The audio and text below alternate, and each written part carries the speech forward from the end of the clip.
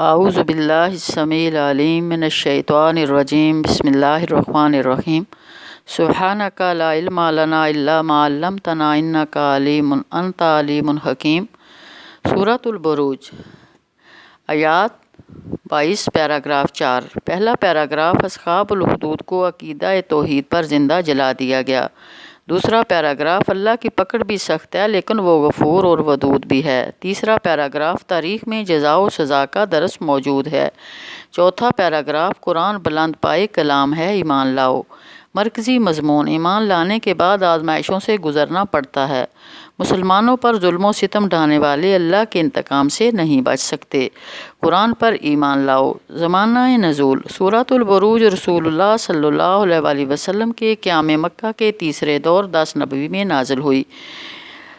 6 تا 10۔ جب عقیدہ توحید اختیار کرنے کے جرم میں اصحاب الحدود کی طرح مکے کے مشرک سردار مسلمانوں پر شدت کے ساتھ ظلم و ستم ڈھا رہے تھے۔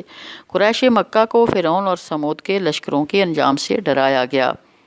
پچھلی سورۃ البروج کا کتابی ربط، پچھلی سورۃ الانشقاق کے آخر میں بل الذین کفروا یکذبون کے الفاظ سے اہل تکذیب کی صفات بیان کر کے ان کے مقابلے میں اہل ایمان کا تذکرہ کیا گیا تھا اور انہیں اجر غیر ممنون کی بشارت دی گئی تھی۔ یہاں اس سورۃ البروج میں بھی کافروں کی تکذیب کا ذکر ہے۔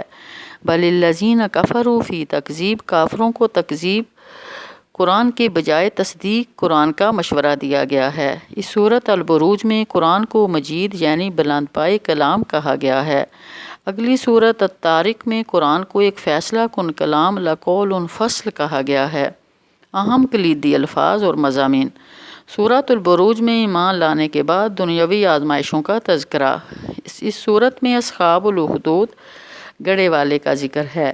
صحیح مسلم کی حدیث سے معلوم ہوتا ہے کہ ایک بادشاہ نے ایک ذہین لڑکے کو ایک بڑے جادوگر سے جادو سیکھنے کے لیے بھیجا۔ لڑکا جادو سیکھنے کی بجائے ایک راہب کی صحبت میں رہ کر حضرت عیسیٰ علیہ السلام کی سچی تعلیمات توحید کا پیروکار بن گیا۔ لوگ اس لڑکے کی تعلیمات پر ایمان لانے لگے۔ بادشاہ نے ایک گڑھا کھدوایا اور اس میں آگ جلوائی۔ عقیدہ توحید پر ایمان لانے والے ہر شخص کو آگ سے بھرے ہوئے اس گڑھے میں پھینکوا دیا۔ اللہ تعالیٰ نے ایسے ظالموں کو عذاب الحریق یعنی آگ کی سزا اور ایمان لانے والے مظلوموں کو جنت میں الفوز الکبیر کی بشارت دی ہے۔ سبحان اللہ۔ قریش مکہ کے سرداروں پر یہ واضح کیا گیا ہے کہ ان کے رویے بھی اسی ظالم بادشاہ کی طرح ہیں۔ اگر یہ قرآن پر ایمان نہیں لائیں گے تو اللہ تعالیٰ انہیں بھی دوزخ کے عذاب سے اور آگ کے عذاب سے دوچار کرے گا۔ سورۃ البروج میں لفظ مجید کے استعمال کی حکمت، یہ لفظ 2 مرتبہ استعمال ہوا ہے، اللہ کے لیے بھی اور قرآن کے لیے بھی۔ اللہ تعالیٰ بلند ہے، باعزت ہے، عظیم الشان ہے، قابل تعظیم ہے۔ مسلمانوں پر ظلم ڈھانے والے پست اور حقیر ہیں۔ اللہ تعالیٰ کا کلام بھی بلند پائے ہے، عظیم الشان ہے اور قابل تعظیم ہے۔ اس کے آگے مخلوق کے سارے کلام حقیر ہیں۔ سورۃ البروج کا نظم جلی، سورۃ البروج 4 پیراگرافوں پر مشتمل ہے۔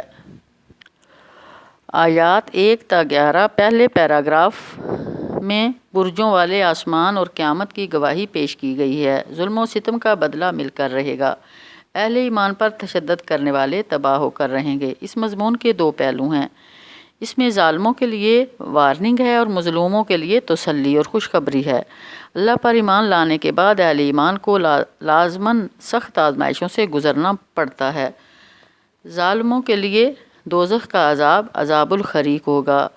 ایمان لا کر نیک عمل کرنے والوں کے لیے الفوز الکبیر کی خوشخبری دی گئی۔ والسماء ذات البروج، قسم ہے مضبوط کلوں والے آسمان کی، والیوم الموعود، اور اس دن کی جس کا وعدہ کیا گیا ہے، وشاہد و مشہود، دیکھنے والے کی اور دیکھی جانے والی چیز کی۔ قتل اصحاب الحدود، مارے گئے گڑھے والے، النار ذات الوقود، اس گڑھے والے جس میں خوب بھڑکتے ہوئے ایندھن کی آگ تھی، اذ ہم علیہا قعود، جبکہ وہ لوگ اس گڑھے کے کنارے بیٹھے ہوئے تھے، وہم علی ما یفعلون بالمؤمنین شہود، اور جو کچھ وہ لوگ ایمان لانے والوں کے ساتھ کر رہے تھے وہ اسے دیکھ رہے تھے۔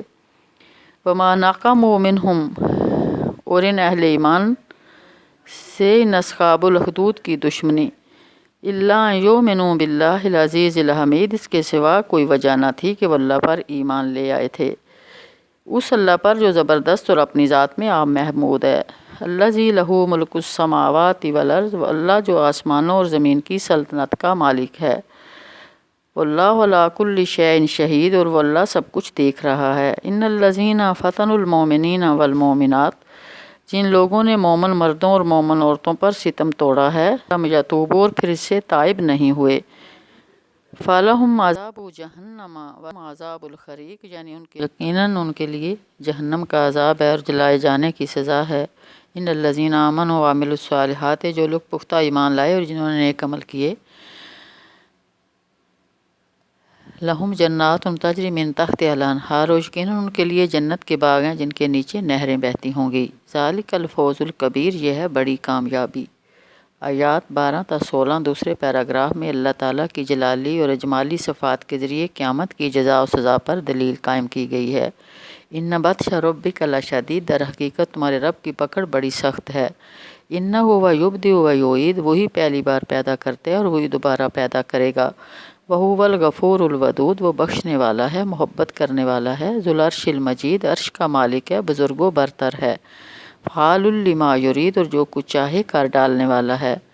اللہ کی پکڑ بھی سخت ہے۔ ان بطش ربک لشدید، لیکن وہ غفور اور ودود بھی ہے۔ وہو الغفور الودود، ظلم ڈھانے والوں کو سخت عذاب کی وعید سنائی گئی ہے۔ ظالموں کو ظلم سے فوراً باز آ جانا چاہیے، اللہ کی پکڑ بہت سخت ہے، انہیں توبہ کرنا چاہیے، ورنہ اللہ تعالیٰ ظالم لوگوں سے انتقام لے کر رہے گا، مظلوموں کی فریاد رسی ہو کر رہے گی۔ مظلوم مسلمانوں کو چاہیے کہ اللہ تعالیٰ کی صفات پر غور کریں اور ہمیشہ انہیں مستحضر رکھیں۔ اللہ تعالیٰ غفور بھی اور ودود بھی ہے، وہ مہلت اور ڈھیل دیتا ہے، توبہ کا موقع فراہم کرتا ہے، لیکن صاحب اقتدار ہے، با اختیار ہے، عرش کا مالک ہے، بے بس اور مجبور نہیں ہے، جو چاہے کر ڈالتا ہے۔ فعال لما یرید، آیات 17 تا 18 تیسرے پیراگراف میں اللہ تعالیٰ کے قانون، جزا و سزا کی تاریخی دلیلیں فراہم کی گئی ہیں۔ تاریخ میں عسکری قوتوں کی ہلاکت کا، یعنی فرعون کے لشکروں اور ثمود کے جنود کی ہلاکت کا درس موجود ہے۔ هل اتاک حدیث الجنود، کیا تمہیں لشکروں کی خبر پہنچی ہے؟ فرعون و ثمود، فرعون اور ثمود کے لشکروں کی۔ مسلمانوں پر ظلم و ستم کرنے والوں کو تاریخ سے عبرت حاصل کرنے کا مشورہ دیا گیا۔ فرعون بنی اسرائیل پر ظلم و ستم ڈھایا کرتا تھا، اور قوم ثمود کے 9 لیڈروں نے حضرت صالح کے قتل کی منصوبہ بندی کی تھی۔ آیات 19 تا 22 چوتھے اور آخری پیراگراف میں قیامت کے منکرین کو قرآن مجید کی عظمت پر غور و فکر کر کے قرآن اور اس کی دعوت آخرت پر ایمان لانے کا مشورہ دیا گیا۔ بل الذین کفروا فی تکذیب، مگر جنہوں نے کفر کیا وہ جھٹلانے میں لگے ہوئے ہیں۔ واللہ من ورائہم محیط، حالانکہ اللہ نے ان کو گھیرے میں لے رکھا ہے۔ بل ہوا قرآن مجید، یہ جھٹلانے باقی چیز نہیں بلکہ یہ قرآن بلند پائی ہے۔ فی لوح محفوظ، اس لوح میں نقش ہے جو محفوظ ہے۔ یہاں 2 مرتبہ بل استعمال ہوا ہے جس سے کچھ مغزوف ہے۔ یہاں یہ بتایا گیا کہ ظالم، طاغی اور فسادی لوگوں کے لیے مناسب تو یہی تھا، مسلمانوں پر ظلم و ستم باز آ جاتے، قرآن اور محمد صلی اللہ علیہ وسلم پر ایمان لے آتے، فرعون اور قوم ثمود کے لشکروں کے انجام سے سبق لیتے، لیکن اس کے بجائے وہ قرآن اور محمد صلی اللہ علیہ وسلم کی تکذیب میں مصروف اور منہمک ہیں، جبکہ اللہ تعالیٰ نہ صرف اس کی نگرانی کر رہا ہے بلکہ ان کو گھیرے میں لیے ہوئے ہے۔ واللہ من ورائہم محیط، ایک مناسب وقت ان کو پکڑ لیا جائے گا۔ قرآن و جنات شیطان کا کلام نہیں ہے بلکہ لوح محفوظ کا بلند پائے مجید کلام ہے۔ مرکزی مضمون، عقیدہ توحید پر ایمان لانے کے بعد لازمی طور پر آزمائشوں سے گزرنا پڑتا ہے۔ مسلمانوں پر ظلم و ستم ڈھانے والی طاغوتی اور عسکری قوتیں اللہ کے انتقام سے نہیں بچ سکتیں۔ اللہ تعالیٰ کی جلالی اور جمالی صفات کا جائزہ لے کر اس کے بلند پائے مجید قرآن پر ایمان لا کر صبر و استقامت کی تاریخ رقم کرنا چاہیے۔ آخر دعوانا الحمد للہ رب العالمین، وما علینا الا البلاغ۔